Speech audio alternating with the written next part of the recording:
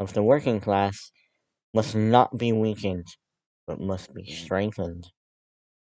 Don't you want to abolish state power? Yes, we do. But not right now. We cannot do it yet. Why? Because imperialism still exists. Because domestic reactions still exist. Because classes still exist in our country. Our present task is to present the people's state apparatus, mainly the people's army, the people's police, and the people's court, in order to consolidate national defense and protect the people's interests. Our state is a people's democratic dictatorship led by the working class and based on the worker-peasant alliance. What is this dictatorship for? Why? Its the first function. Its first function is to suppress the reactionary class,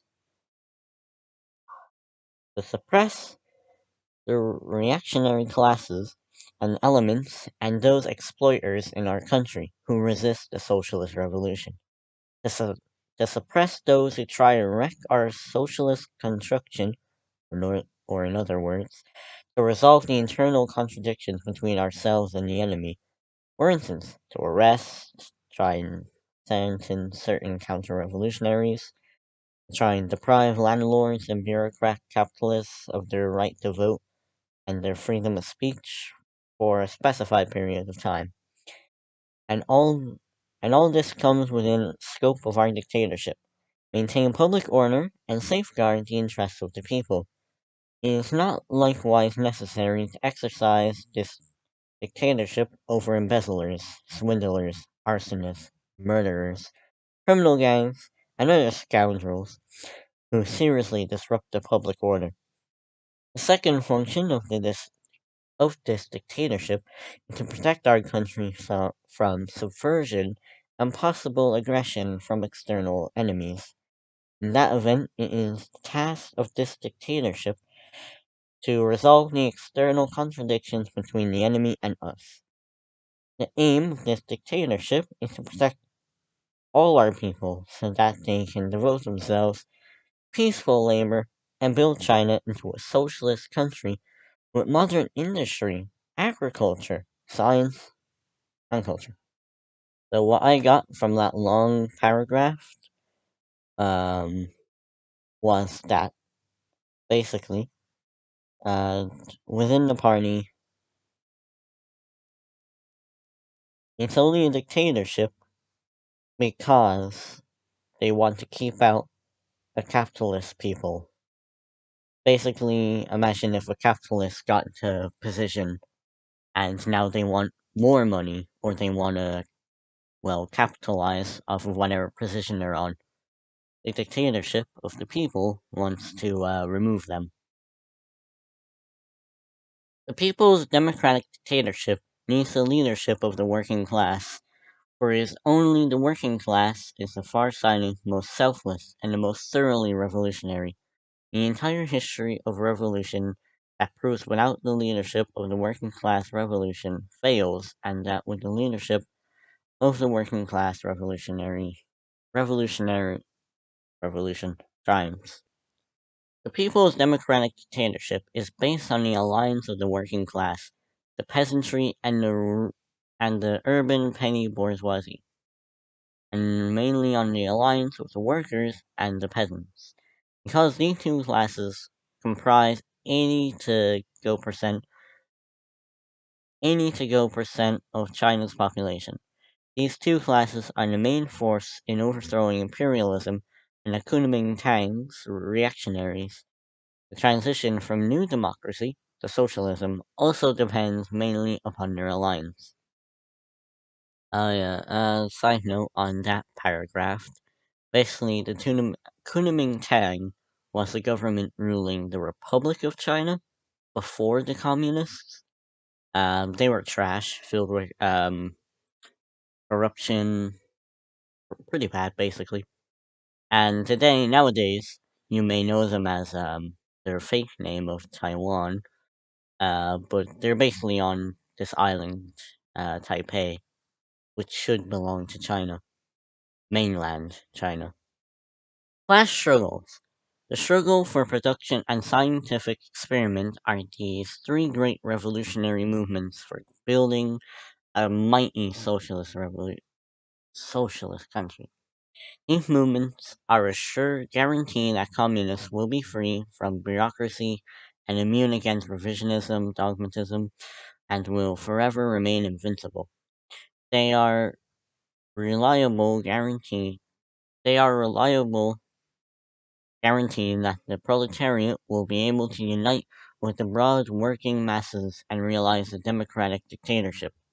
If, in the absence of these movements, the landlords, rich peasants, counter-revolutionaries, bad, bad elements, and monsters were all allowed to crawl out, while our arcades were to shut their eyes to all this, and in many cases fail even to differentiate between the enemy and ourselves, but to collaborate with the enemy, and were corrupted, divided, demoralized by him. If our cadres were thus pulled out, or the enemy were able to sneak in, or were able to sneak in, and if many of our workers, peasants, intellectuals were left defenseless against both the soft and hard tactics of the enemy, then it would not take long, perhaps only several years or a decade, or several decades at most, before a counter-revolutionary restoration on the national scale in, inva- inevitably occurred. The Marxist-Leninist Party would undoubtedly become a revisionist or a fascist party, and the whole of China would change its color. So what I got from that long paragraph is that don't let the enemy sneak in, and don't let your friends close their eyes to the enemy and let them sneak up behind them and pull the rug under them, causing them to fall on their face, letting the enemy win. Ah, then it turns fascist. Alright. The People's Democratic Dictatorship uses two methods. Towards the enemy, it uses the method of dictatorship, that is, for a long period of time as is necessary. It does not let them take part in any political activities and compels them to obey the law of the people's government and to engage in labor and through labor transform themselves into a new man. Towards the people, on the contrary, it uses methods not of compulsion but of democracy.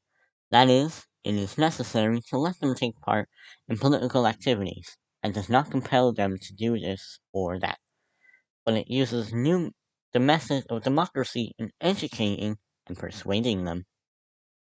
So basically, it's only dictatorship because our enemy thinks stupidly. But democracy is saved for the actual people, the communist people. Under the leadership of the Communist Party, the Chinese people are carrying out a vigorous ratification of re- re- rectification movement in order to bring about the rapid development of socialism in China. On a firmer basis, it is a movement of carrying out a nationwide debate which is both guided and free.